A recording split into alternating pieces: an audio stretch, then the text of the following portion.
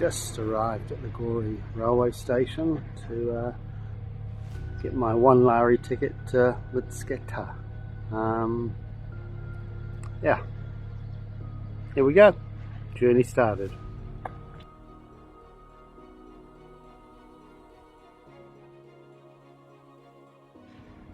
Train journey over, and I have just arrived in Mtskheta.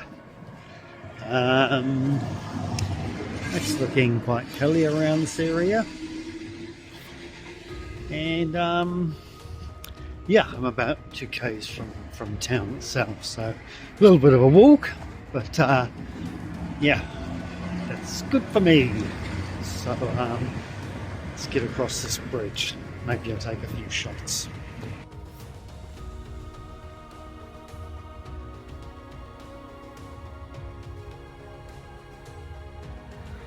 Well, this is my room, and I think I really scored here. I've got a little balcony outside. Look at those views. Wow, wow, wow. This is my room, and there's another balcony. Let me take you further down the hallway and show you Mtskheta. Look at those views. Isn't it incredible? Church there, little street. This is doubly quaint. It really is a beautiful place. Okay, I'm going to go and do some exploring. See ya, see ya. What a place to have breakfast. Just here. And gonna try some traditional Georgian zinkali. So, and a coffee. We'll see what comes out soon. Well, I've arrived at this magnificent cathedral. It's called Mtskheta, and the meaning of it is Sveti means pillars, and Teskoveli is giving life. And as usual, we got a story. An interesting story, so I'll save that for a little bit later on. Pretty magnificent. Wow. Inside a small little ante-room in the cathedral. Nobody's here, so it's a chance to just take a little bit of a video.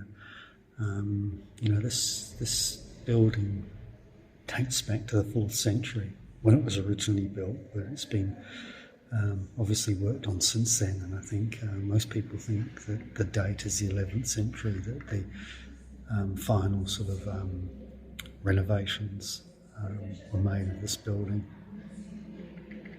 Wow.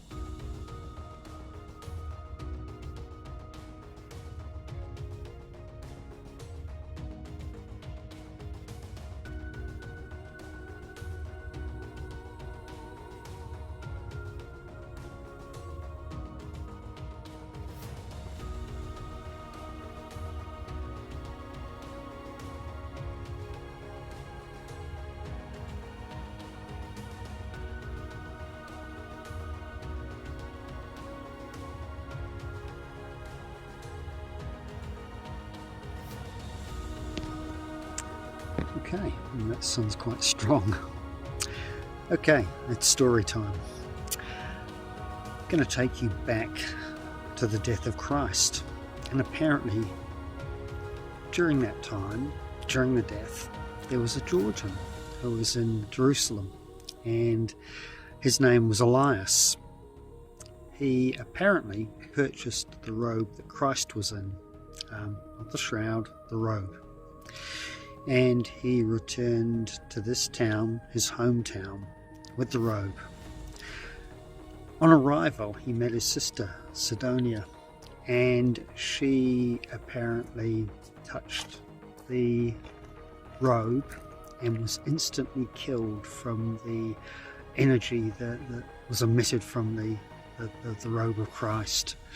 She died, but the robe could not be taken from her hands. So she was buried, apparently at this site, with the robe, and yeah, her grave was here. Apparently later on, a huge cedar tree grew from the grave. So huge that a few people walking by, that St. Nino, I thought I found a quiet spot and people are walking right by. St. Nino, who preached the Gospels in this area, she said the tree should be chopped down and pillars should be made from it, and a church needed to be constructed. So pillars were cut from the tree, but the seventh pillar had some mystical power, and apparently it floated in the air. She, St. Nino was a woman, prayed all night long, and finally it came down, and the construction of the church, I'm not sure it was a cathedral then, the church, which was wooden, was completed over the grave. Okay, jumping forward in time to about the 10th century, this whole building that we've just been in was completed, and I called it a pillar before, but it's called a ciborium, which below the ciborium apparently is the grave of Elias's sister Sidonia with the robe of Christ. And really interesting being in there. Ecclesiastical people came in, they prayed around it. There was one man, I think I took his photograph, who just knelt and prayed and prayed and prayed. So this story, this tradition is well known, and yeah, it's fascinating. So there's a little bit of I was going to say history, but a story from the past, I think, is probably a more apt sort of description of what I've just told you. Okay, thanks for listening. See you later.